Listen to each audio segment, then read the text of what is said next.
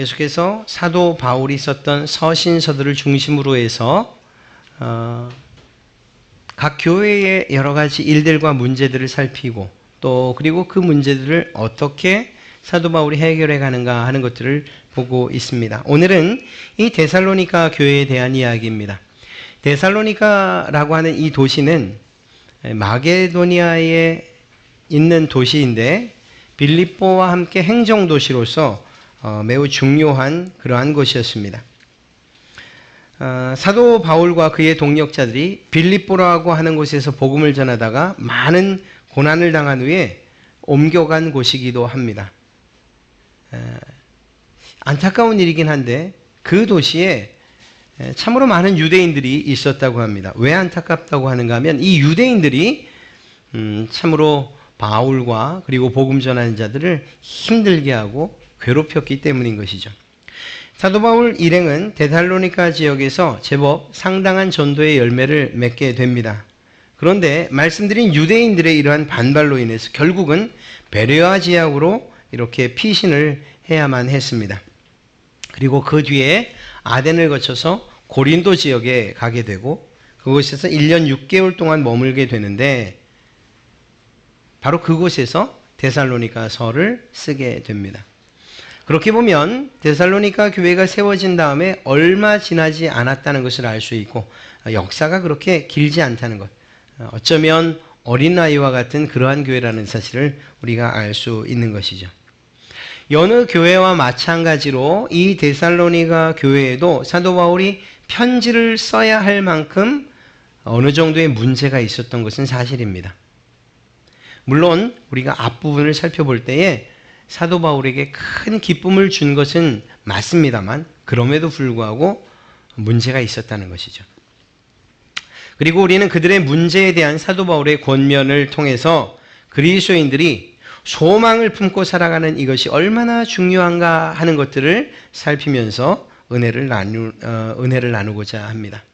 이 데살로니가 교회에 방문하려고 했던 사도 바울, 그 마음이 간절했어요. 정말 가고 싶었습니다. 그런데 그렇게 할 수가 없었기 때문에 이 사도 바울은 자기를 대신해서 데살로니가 교회에 디모데를 보내요.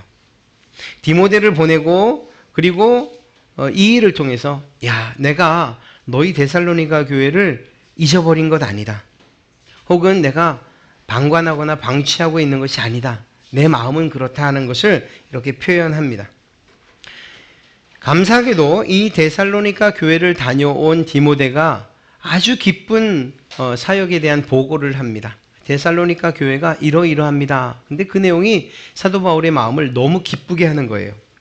첫 번째는 교회가 믿음과 사랑을 가지고서 매우 안정적으로 그렇게 자라가고 있고 무엇보다 핍박이 굉장히 강했는데 이 유대인들의 핍박이 굉장히 강했음에도 불구하고 그것들을 잘 인내하고 있다는 그런 보고였습니다. 사도 바울이 기쁘지 않을 수가 없는 거죠. 바울을 핍박하던 유대인들이 그 교회 성도들을 그냥 둘 리가 없지 않습니까? 그러니까 이런 핍박과 어려움 그것이 멈추지 않고 당해야만 했어요. 그런데 그러한 가운데에서도 데살로니가 교회 성도들은 오히려 성령님께서 주시는 그러한 기쁨으로 말미암아서 이러한 모든 일들을 잘 감당하고 그리고 이겨내고 있었던 거예요. 사도 바울이 정말 기뻐하지 않을 수가 없겠죠. 또 두 번째는 무엇인가 하면 바울이 데살로니가 교회 성도들 향해서 내가 너희를 보고 싶다, 그리워한다 라는 이러한 마음을 품었던 것처럼 데살로니가 교회 성도들도 사도 바울에 대해서 똑같은 마음을 가지고 있었던 거예요. 사도 바울을 간절히 보고 싶어 한다는 이러한 내용을 이 디모데로부터 들었던 것입니다. 사실 이렇게 떨어져 있는 동안 바울은 데살로니가 교회 성도들, 그 어리고 연약한 성도들이 믿음에서 떨어지지는 않을까, 믿음을 포기하지 않을까 하는 이런 염려가 있었는데 오히려 자기가 전한 복음을 받아들일 뿐만 아니라 확실한 믿음 안에 거한다는 이러한 소식을 듣게 되었던 것입니다. 더 나아가 자신을 그리워한다는 이러한 소식을 들으니 기쁘지 않을 수가 없었던 거죠. 이런 기쁨의 화답을 데살로니가 전서 이 서신서에다가 담고 있어요. 앞부분에 말이죠. 그런데 이런 기쁨에도 불구하고 데살로니가 교회에는 몇 가지의 문제가 있었습니다. 바울은 이 문제를 매우 조심스럽게 그러나 매우 분명하고 정확하게 가르쳐주고 있는 것을 보게 됩니다. 그것은 교회 내부의 문제였는데요. 대략 두 가지 정도로 생각할 수가 있습니다. 첫째는 도덕적이고 윤리적인 문제였어요. 오늘 말씀을 보면 우리가 전체를 읽지 않았습니다만 여러분들이 이제 데살로니가 전서를 읽게 되면 그런 문제들을 분명히 발견하게 돼요. 첫째는 음란의 문제였습니다. 이러한 세욕의 문제가 교회 안에 있었던 거예요. 이 문제를 사도 바울이 어떻게 해결하는가? 여러분의 아내를 거룩함과 존귀함으로 대하십시오. 그러니까 하나님께서 짝지어 주신 그 아내에 대한 사랑을 잊지 말라는 거예요. 그리고 그 아내를 대할 때에 하나님께서 맺으신 짝으로서 거룩하게 대하고 존귀하게 대하라고. 아무렇게나 막 대하지 말라는 거예요. 그렇게 되면 아무렇게나 대하면 그러면 이런 일이 일어난다라는 거죠. 자기에게 준 가장 소중한 사람으로 여겨서 그를 사랑할 때에 이러한 문제들, 음란의 문제들은 해결될 수 있을 것이다. 이렇게 답을 주고 있습니다. 또한 게으름의 문제가 있었던 것 같습니다. 이 문제는 사실 우리가 뒤에 살피게 될 그러한 더 중요한 문제와 관계되어 있는 거예요. 예수님이 재림에 대한 이야기 그리고 재림을 기다리다 보니까 일해서 무엇하는가 하는 이런 생각들이 좀 있었나 봅니다. 그리고 그것은 그들의 삶의 게으름으로 이어졌어요. 그래서 사도 바울은 이야기해. 야, 너희 게을러서는 안 된다. 예수 믿는 사람이 어떻게 게으를 수 있느냐. 오히려 자기 일에 열심을 다하고 충실히 하고 자기의 손으로 하는 이 일이 가치 있다는 사실들을 잊지 말아라. 열심히 일해라. 부지런히 일해라. 이렇게 권면하고 있는 것을 보게 됩니다. 또 말씀을 전하는 이들에 대해서 소홀히 여기지 말라는 이러한 권면도 사도 바울이 말합니다. 그들이 열심을 다해서 수고하고 있지 않는가? 디모데가 열심히 일하고 있지 않는가? 또 너희 교회 지도자들이 열심히 일하고 있지 않는가? 그들에게 마치 빚진 자처럼 생각하고 오히려 그들을 알아주고 주 안에서 그들을 귀히 여기라고 이렇게 이야기합니다.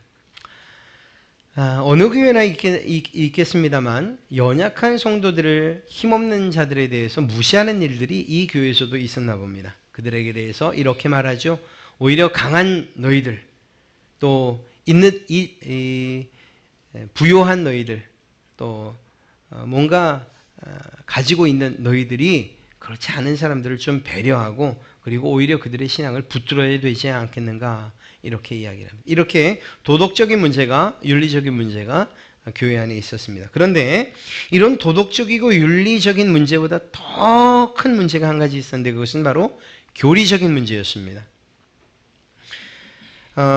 대략 두 가지였는데 첫째는 하나는 주님의 재림에 관한 것이었고 또 한 가지는 예수님의 재림을 기다리다 죽은 사람들, 즉 성도의 부활에 관한 문제였습니다. 재림과 부활. 이 두 가지 교리적인 문제가 이 데살로니가 교회에 있었던 거예요. 사도 바울은 이 문제를 더 중요하게 여깁니다.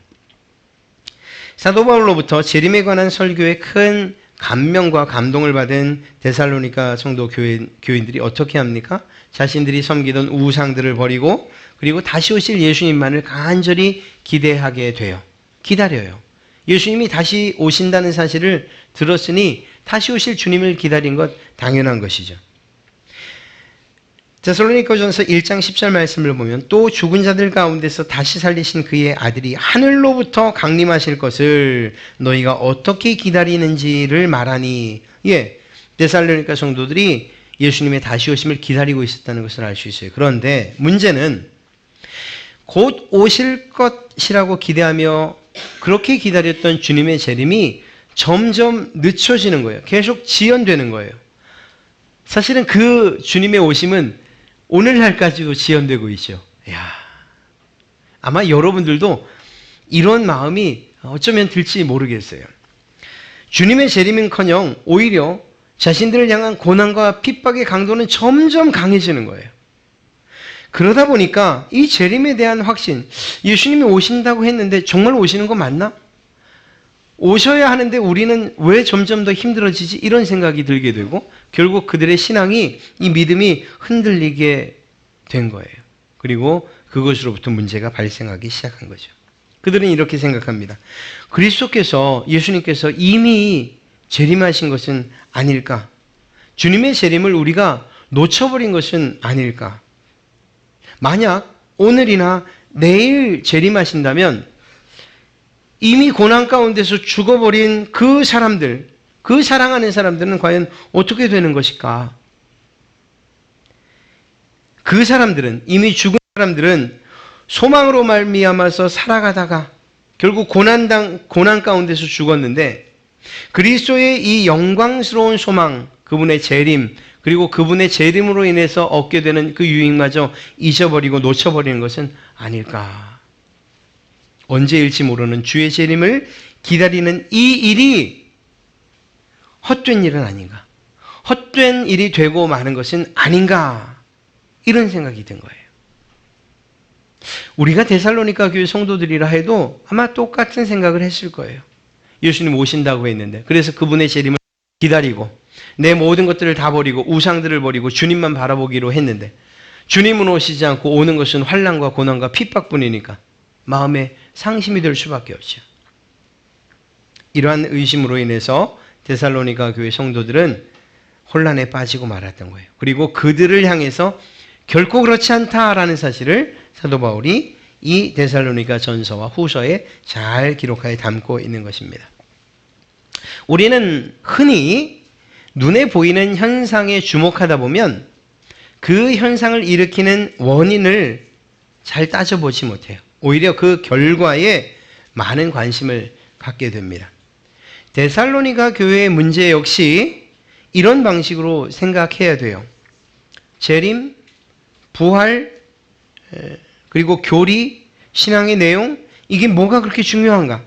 눈에 보이는 것, 즉 교회 안에서 나타난 문제들, 아까 말한 성적인 문제들이나 혹은 다른 사람들을 무시하는 문제들, 이런 것들이 더 중요한 것 아닌가? 이렇게 생각을 하죠. 하지만 결코 그렇지 않습니다. 오히려 이것은 반대예요. 성도의 삶은, 이건 오늘날 우리도 마찬가지인데, 성도의 삶은 우리의 마음 가운데, 우리의 심령 가운데 어떠한 믿음과 신앙을 가지고 있는가에 따라서 달라지기 마련이에요. 우리 마음 가운데 있는 바대로 행동하게 되어 있어요. 이것은 굳이 신앙의 문제만은 아니에요. 어떤 신념도 마찬가지예요. 세상 사람들을 살펴보십시오. 그 마음 속에 있는 신념에 따라서 행동해요. 그 마음 속에 가지고 있는 생각대로 그의 행동은 나타나기 마련이에요. 정말 아주 간단하게 나쁜 생각을 가지고 있으면 나쁜 행동으로 나타나기 마련인 거예요. 사상과 신념에 따라서 움직여가는 거예요. 신앙도 마찬가지예요. 여러분들 안에 또 제 안에 어떤 믿음과 어떤 신앙이 있는지, 데살로니가 교회 성도들의 마음에 어떤 믿음이 있는지에 따라서 그들의 삶은 그렇게 반영되어 나타나기 마련이라는 것입니다. 사도 바울이 이 사실을 알았기 때문에 재림과 부활에 대한 잘못된 생각을 분명히 바로 잡으려고 지금 이 교훈을 하고 있는 것입니다. 사도 바울이 무엇을 가르치고 있는가 한번 보겠습니다. 사도 바울은 먼저 성도의 부활에 대한 이야기를 먼저 합니다. 사도 바울은 이미 죽은 자들 역시 예수님께서 다시 오시는 그때에 아무런 불이익을 당하지 않을 것이다. 결코 불이익을 당하지 않을 것이라고 분명하고 확실하게 이야기합니다. 데살로니가전서 4장 16절 우리가 읽은 말씀이죠. 16절부터 18절 말씀을 보면 주께서 호령과 천사장의 소리와 하나님의 나팔 소리로 친히 하늘로부터 강림하시리니 그리스도 안에서 죽은 자들이 먼저 일어나고. 보십시오. 사도 바울은 말하는 거예요. 예수님의 재림을 소망하다가 죽은 사람들, 의미 없이 죽은 사람들은 아닙니다. 그들이 먼저 예수님이 오시는 날 부활하여 일어날 것입니다 라고 이야기하고 있는 거죠. 눈에 보이지 않는다고 해서 사라져버린 것처럼 그렇게 여겨도 결코 사라지지 않은 것이라는 거예요. 헛된 소망이 아니라는 거예요. 그리스도 안에서 죽은 자들이 먼저 일어나고 그 후에 우리 살아남은 자들도 그들과 함께 구름 속으로 끌어올려 공중에서 주를 영접하게 하시리니 그리하여 우리가 항상 주와 함께 있으리라. 그러므로 이러한 말로 서로 위로하라. 그러므로 소망의 말로 서로 위로하라고 이렇게 이야기하고 있는 것입니다. 그렇습니다. 사도 바울은 살아있는 사람들뿐만 아니라 이미 죽은 사람들도 재림으로 예수님께서 다시 오시는 그날 완성될 구원에 참여하게 될 것을 이야기하고 있는 거예요. 확실히 말하고 있는 것입니다. 이러한 확신을 심어줌으로써 죽은 자들에 대한 데살로니가 교회 성도들의 그러한 흔들리는 마음, 걱정과 염려의 문제를 해결해 줬어요. 사랑하는 사람들, 그리스도를 기대하다가 소망하다 먼저 죽은 사람들, 그들은 세상 가운데 썩어 없어지고 예수님의 부활, 예수님의 재림과 상관없는 자가 되는 것이 아니고 오히려 주님 오시는 날 가장 먼저 일어나게 될 자들, 가장 먼저 그분의 영광에 참여하게 될 자들이라고 이야기해 주고 있는 것이죠. 그러니 이제 이들에게는 죽음의 문제는 더 이상 문제가 되지 않을 것이라는 거예요. 이거는 오늘날 우리도 마찬가지인 것이고요. 사도 바울은 계속해서 주의 재림에 대해서 이야기해 갑니다. 재림의 때와 시기에 대해서 전적으로 하나님의 주권 안에 있는 것이다 라는 이야기를 먼저 합니다. 데살로니가 교회 성도들이 근심하고 또 소망에서 흔들린 까닭이 뭐죠? 예수님께서 오신다고 했는데 언제 오신다는 거야? 도대체 언제 오신다? 오늘 한번 계산을 해봐도 오실 날이 벌써 지난 것 같은데 이런 생각들이 있었던 거예요. 사도 바울이 말하기를 예수님께서 오시는 것은 어떤 시간표에 의해서나 어떤 계산에 의해서 정해져 있는 것이 아니라는 거예요. 우리 사람은 알 수 없는 사실, 하나님의 주권에 속한 일이라는 것이죠. 그러니 우리가 할 일은 그저 주님께서 반드시 오신다는 사실을 믿고 그 일을 소망하는 것이라는 것입니다. 데살로니가전서 5장 1절부터 3절 말씀을 보면 형제들아 때와 시기에 관하여는 너희에게 쓸 것이 없음은 사도 바울이 쓸 것이 없어요. 알아야 쓰죠. 알 수 없거든요. 사도 바울도. 주의 날이 밤에 도둑같이 이를 줄을 너희 자신이 자세히 알기 때문이라. 그들이 평안하다 안전하다 할 그때에 임신한 여자에게 해산의 고통이 이름과 같이 멸망이 갑자기 그들에게 이르리니 결코 피하지 못하리라. 주님의 오심은 정해져 있는 날이 아니에요. 계산될 수 있는 날이 아니에요. 그것은 하나님께서 정하시는 것이고 하나님의 주권에 달려있는 것이라는 것입니다. 하나님께서 하시는 그 일, 하나님께서 결정하신 그 일에 지나치게 신경 쓰느라 정작 성도로서 해야 할 일들과 사명에 맞는 사명조차 잊어버리는 그런 어리석은 자들이 되지 말라. 사도 바울은 지금 그것을 이야기하고 있는 거예요. 하나님이 하실 일들, 그것은 하나님께서 하신다는 거예요. 우리가 할 일은 주님께서 반드시 오신다는 사실을 믿고 그리고 그 소망 가운데서 살아가는 거예요.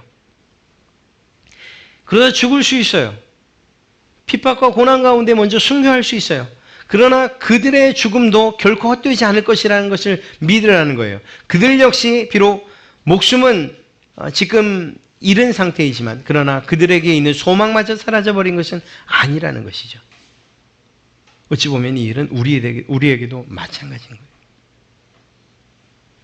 우리가 주님 오시는 날을 우리의 눈으로 볼 수 있으면 참 얼마나 좋겠습니까? 마치 그날이 당장 내일이라도 일어날 것 같은 그런 상황이에요. 상황은. 주님께서 말세의 징조들을 이야기하신 내용이 어쩌면 이렇게 딱 들어맞는지 주님이 오늘 오셔도 결코 이상하지 않을 것 같아요. 그리고 바라기는 정말 여러분들이 그 주님의 오심을 기대하고 소망하는 것처럼 주님이 오시는 그 장면을 볼 수 있다면 얼마나 좋겠어요. 그러나 설령 그렇지 않아서 우리의 삶이 죽음으로 마무리한다 할지라도 절망으로 끝나는 것은 아니라는 거예요. 여전히 소망이 있고 그 소망 가운데에서 그들은 주님의 재림을 기다리는 그러한 자들이라는 사실을 우리는 잊지 말아야 된다는 것이죠. 사랑하는 성도 여러분, 그리스도인의 정체성, 우리는 어떤 사람인가 하는 것에 대해서 생각해 보십시오. 우리는 그리스도 안에서 새로운 피조물들이 된 사람들이에요. 이미 죽음 혹은 악의 문제에 대해서 예수 그리스도께서 이미 승리를 쟁취하셨어요. 우리 또한 그분의 승리에 동참하게 될 것이에요.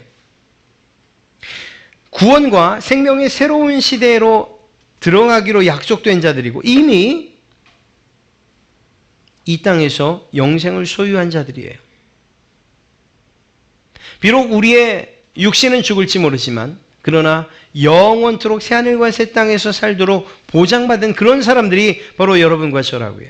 그리스도인들이라고요.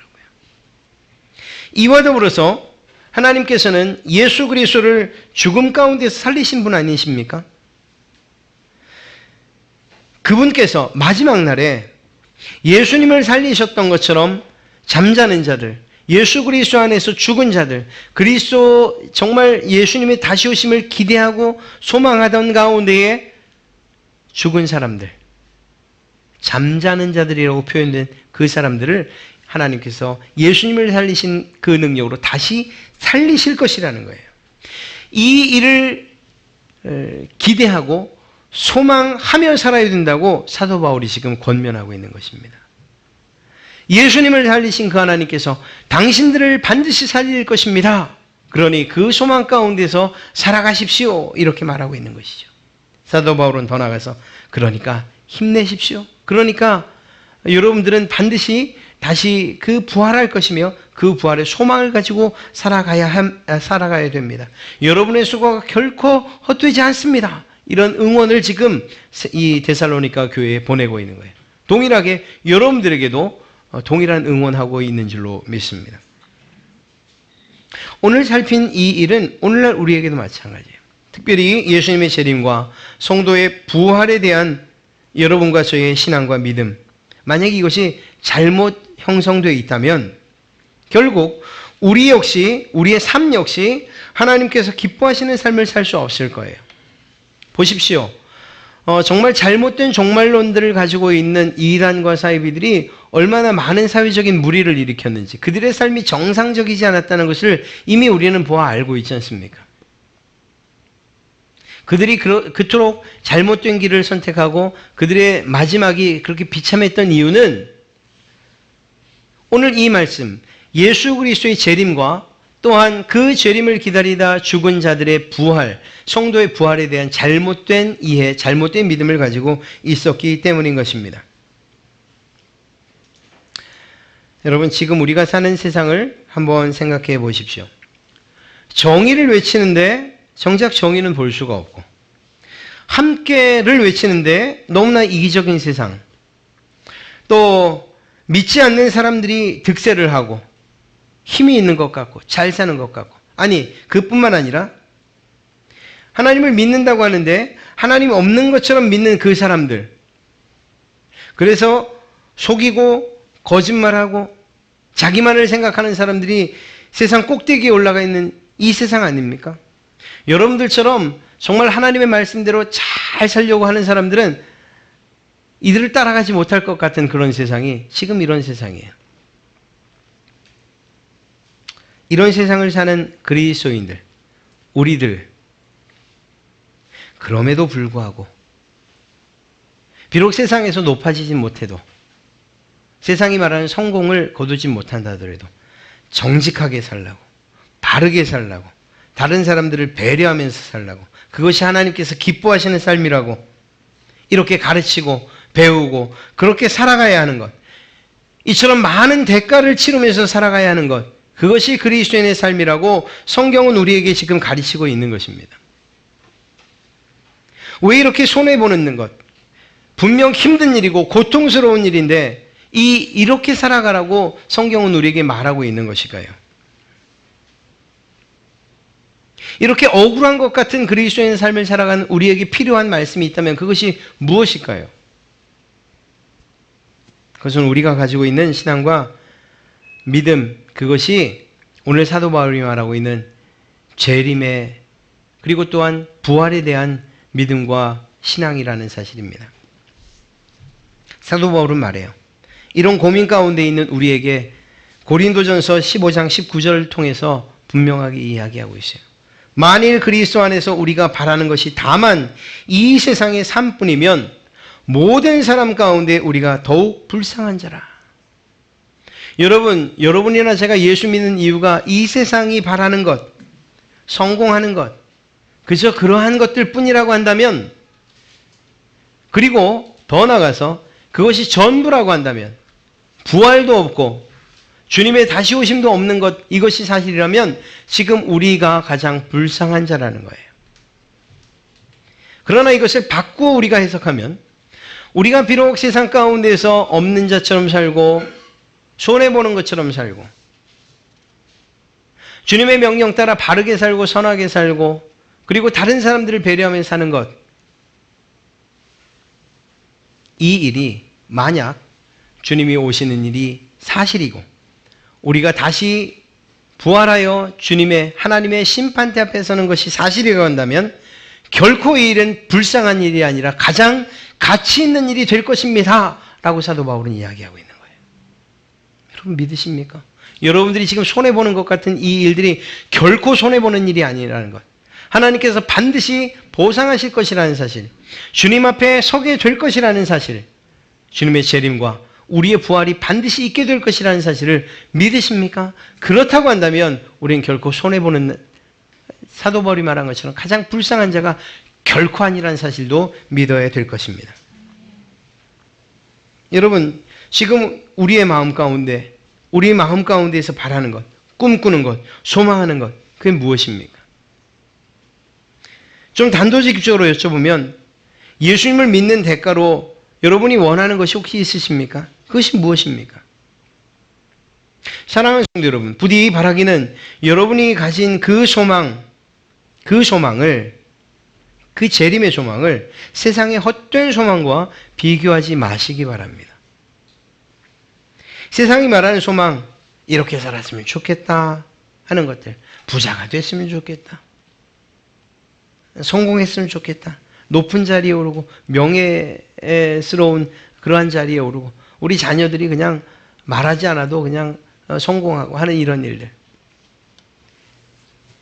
이것이 가치 없다는 것은 아니지만, 그러나 세상에서 꿈꾸는 이 모든 소망들이 주님 앞에 섰을 때조차 가치 있는 것들인가 하는 것은 한번 생각해 봐야 된다는 것입니다. 만약에 그것이 주님 앞에 서는 날 맥없이 거품처럼 사라져버릴 것들이라면 우리는 거기에 투자해서는 안 되죠. 잘 모릅니다. 투자라는 것에 대해서 전 잘 모릅니다. 그러나 어떤 이들이 말해요. 투자하지 말아야 할 것에 투자하는 것은 참 어리석은 일이다. 그 기준도 모르고 잘 모르겠어요. 마땅한 일이죠. 정말 진리예요. 그런데 그 진리가 왜곡되는 일이 얼마나 많습니까? 세상 것에 투자하지 말아야 된다는 사실을 어떻게 알 수 있어요? 말씀이 아니고서는 알 수 없어요. 만약에 제가 하나님의 말씀을 몰랐다면, 여러분이 하나님의 말씀을 몰랐다면 우리는 세상 것이 정말 성공이라는 것을, 성공적이라는 것, 그리고 그것이 정말 시쳇말로 대박난 상품이라고 그렇게 여전히 믿고 있었을 거예요. 그리고 그것에 끊임없이 투자했을 거예요. 그러나 우리가 그렇게 하지 않는 이유는 무엇입니까? 그것이 마지막엔 모두 물거품처럼 사라져버릴 그러한 것들임을 우리가 알기 때문인 거예요. 성경에서는 그것을 모래 위에 집을 짓는 것과 같은 일이라고 이야기하고 있죠. 여러분 해변에 가서 그런 일들 해보셨잖아요. 모래성을 참 멋지게 잘 쌓죠. 그러나 파도 한번 몰려오면 그냥 다 사라지고 말아요. 아무리 멋지게 져도, 아무리 정말 기가 막히게 여러분들이 작품을 만들어도 큰 파도 한번 왔다 다시 사라지면 그 모든 것들도 다 사라지는 것을 보게 됩니다. 우리가 소망을 갖는 것, 그것은 중요합니다. 그러나 그 소망, 이 세상 것보다 주님을 향한 그 소망이 더 중요하다는 것을 알아야 해요. 여러분, 예를 들어서 새로운 곳을 향해서 항해하려는 한 배가 있어요. 예수 그리스도의 재림, 그 재림의 소망을 향해서 나가려는 배가 있다고 칩시다. 그런데 그 배가 거루줄을 여전히 항구에 묶고 있어요. 세상의 소망에 묶고 있어요. 그래서는 결코 갈 수가 없는 거예요. 우린 둘 가운데 하나를 선택해야 되는 것입니다. 주의 재림을 소망할 것인지, 우리의 영광스러운 부활을 소망할 것인지, 아니면 썩어 없어질 세상을 소망할 것인지, 우린 둘 가운데 하나를 결정해야 되는 것이죠. 세상의 소망을 끊을 때 비로소 주님을 소망하게 되는, 주님의 다시 오심을 소망하게 되시는 줄로 믿습니다. 한 가지 더 말씀드리면, 참으로 얄궂게도 짓궂게도 사도 바울의 이야기는 여기서 끝이지 않아요. 자, 너희들이 잘못 가지고 있는 생각들, 재림에 대한 생각들, 부활에 대한 생각들, 그거 잘못된 거야, 이렇게만 이야기하지 않아요. 그것으로 끝나지 않아요. 예수님은 반드시 오십니다. 다시 오십니다. 다시 오실 예수님을 부활의 소망으로 삼으십시오. 여러분의 소망으로 삼으십시오. 그리고 말하기를, 그리고 더 나아가, 이렇게 얘기해요. 그리스도의 다시 오심을 소망하는 사람들이 어떻게 살아야 하는가 하는 이야기를 하고 있어요. 그 삶은 성경의 말씀대로 하면 깨어 근신하는 삶이고 하나님의 부르심에 합당한 삶을 이야기하고 있습니다. 깨어 근신하는 삶이라는 것이 무엇이겠습니까? 범사에 헤아려서 좋은 것을 취하고 악은 모양이라도 버리는 그러한 삶 아니겠습니까? 주님께서 언제 오실지 모르니 경각심을 가지고서 내 삶을 돌아보아 거룩하게 살아가는 그러한 삶 아니겠습니까? 하나님의 부르심에 합당한 삶도 그러한 것일 것입니다. 여러분, 그리스도의 다시 오심을 기다리는 이러한 성도들이라면 주님께서 이 사도 바울이 말한 이러한 삶을 사는 것은 당연한 것입니다. 생각해 보십시오. 여기에서 제가 말씀드렸던 더 중요한 것이 무엇인가? 사도 바울은 왜 이 교리적인 문제에 집중했는가 하는 것을 말씀드리는 거예요. 데살로니가 교회에 있었던 여러 가지 윤리적이고 도덕적인 문제들, 다른 사람들은 업신여기고 또 때로는 성적으로, 때로는 게으르고 한 이런 윤리적이고 도덕적인 문제들, 이것들을 한번 생각해 보십시오. 그들에게 무엇이 없어서 이런 죄의 문제들을 일으킨 것입니까? 수치심이나 부끄러움을 모르기 때문에 이런 문제와 죄를 범한 것일까요? 그럴 수도 있을 거예요. 그러나 더 중요한 것은 소망, 주님을 다시 만날 것이란 이 소망이 점점 사라져버린 결과들이에요. 예수님을 곧 만난다고 소망하면서 사는 사람들이 어떻게 그런 죄를 범할 수 있겠어요? 이제 내일 주님을 만날 것인데 그렇게 소망하면서 사는 사람들이 어떻게 자신의 삶에 게으를 수가 있겠어요? 주님 앞에 서서 자신의 삶을 정리하고 계산해야 될 것을 아는 사람들이 어떻게 죄 가운데서 살아갈 수 있겠냐는 말입니다. 그러니까 이 데살로니가 교회에 나타난 윤리적이고 도덕적인 문제들은 결과적으로 예수 그리스도를 향한 그 재림의 소망이 점점 희박해져 가면서 그것들이 사라져 가면서 생긴 죄들이라는 거예요.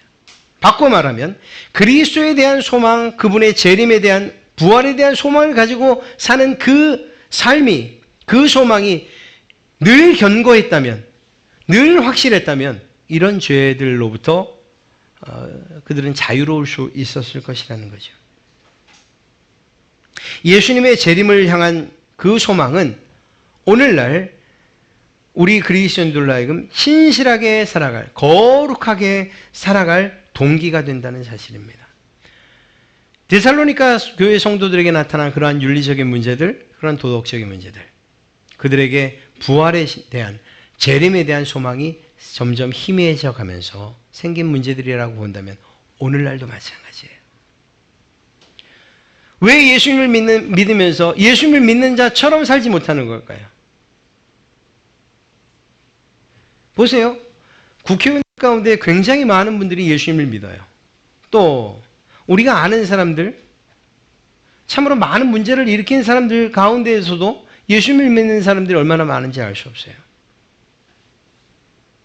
예전 국세청에서 세금을 포탈하고 횡령한 사람들의 집들을 막 찾아간 적이 있어요. 그때 카메라가 동행한 적이 있어요. 엄청나게 많은 세금을 떼먹은 사람이에요. 집에 갔더니 막 양주병들이 쫙 꼽혀 있고 명품 백들이 막 걸려 있고 그래요. 그런데 너무 부끄러운 것은 그렇게 지나가던 카메라에 그 탁자 위에 펼쳐진 성경책이 잡히는 거예요. 아주 제가 다 부끄러웠어요, 보는. 왜 이런 일들이 일어나는 거예요?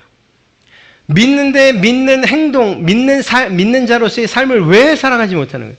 믿는다고 하는데 왜 속이고, 믿는다고 하는데 왜 거짓말하고, 믿는다고 하는데 왜 다른 사람들에 대한 배려 없이 자기의 이익만 챙기는 이런 일들이 벌어지냐고요. 그들에게 무엇이 없기 때문에? 예수님께서 다시 오신다는 이러한 소망이 없기 때문이에요. 자신들이 다시 살아나 하나님의 심판대 앞에 선다는 사실을 잊고 살기 때문이에요. 이 땅에서 산 삶들이 하나님 앞에서 반드시 심판받을 것이라는 사실에 대해서 무지하기 때문이에요. 알지 못하기 때문이에요. 어쩌면 그것을 짐짓 잊어버리고 스스로 망각하고 살아가려고 하기 때문인 거예요. 여러분들은 왜 이렇게 정직하게 사십니까? 여러분들은 왜 바르게 사시려고 애를 쓰세요? 다른 사람들에게 피해 안 입히려고. 오히려 그들에게 선한 영향력을 끼치려고. 많은 손해를 보면서도 왜 그렇게 사십니까? 왜 우리 교회는 그렇게 합니까? 한 가지 이유 때문이에요. 우리에게 재림의 소망이 있고 우리가 다시 부활할 것이라는 그런 소망이 있으며 주님 앞에 하나님의 그 심판대 앞에 서게 될 것이라는 사실을 우리가 믿고 있기 때문이에요. 그래서 우리는 지금 우리가 사는 이 세상에서의 삶을 우리의 마음대로 우리가 원하는 대로 그렇게 살지 않는 거예요. 그것을 성경은 인내라고 말하고 그리고 소망 안에서 사는 사람들의 삶이라고 이야기하고 있는 것입니다. 여러분이 사는 삶이 옳아요. 결코 틀리지 않습니다. 사도 바울은 데살로니가 교회 성도들에게 그것을 말하고 있는 거예요. 여러분, 우리의 소망이 영원하길 바라십니까? 결코 영원하지 않아요. 그것은 때가 있어요. 주님이 오시면 소망은 끝나고 실제가 되는 거예요. 성취되는 거예요. 그날은 반드시 있어요. 비록 우리가 죽는다 하더라도 그 소망은 끝이 있어요. 끝이 있는 소망이에요. 그 소망은 반드시 성취될 것이라는 것입니다. 더 이상 소망하지 않아도 되는 때가 올 것이라는 것입니다. 사랑하는 성도 여러분, 그날을 생각하면서 여러분이 지금 고난 혹은 어려움, 환난, 핍박 가운데 있다 할지라도 견뎌내시기 바랍니다. 그리스도인으로 살아가는 것이 정말 손해보는 것 같고 억울한 것 같아도 그래도 인내하면서 그렇게 살아가십시오. 더 나아가 그리스도를 기다리는 자로서 깨어 근신하며 하나님의 부르심에 합당한 삶을 살아가시는 그러한 여러분이 되셔야만 할 것입니다. 이것을 하나님께서 기뻐하시기 때문이고 또한 그 삶에 대한 반드시 보응이 있을 것이기 때문입니다. 이 사실은 흔들림 없는 것이고 이러한 마음으로 여러분들의 부활을 소망하시고 주님의 다시 오심을 소망하시는 그 흔들림 없는 소망을 소유하시는 그러한 여러분 되시기를 주님의 이름으로 축복합니다. 우리 시간 다 함께 기도하실 때 우리에게 있는 소망이 무엇인지 한번 점검해 보십시오. 내가 세상을 소망하면서 살지 않았는가? 세상 사람들이 바라는 것들, 그것들 원하면서 그것이 전부인 양 살아가지 않았는가? 그렇다면 이 시간 수정하십시오.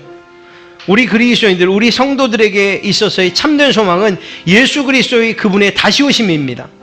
우리가 다시 살아날 것이라는 이것이 우리에게 흔들림 없는 소망이 되어야 할 줄로 믿습니다. 그리고 그렇게 그 소망을 가지고서 이 세상을 근신하며 조심스럽게 거룩하게 성결하게 하나님이 기뻐하시는 하나님의 부르심에 합당한 삶을 살아갈 때에 우리는 결코 하나님의 심판대 앞에 서는 것이 두렵지 않을 것입니다. 오히려 그분의 칭찬을 기대하며 소망하며 그분 앞에 서게 될 줄로 믿습니다.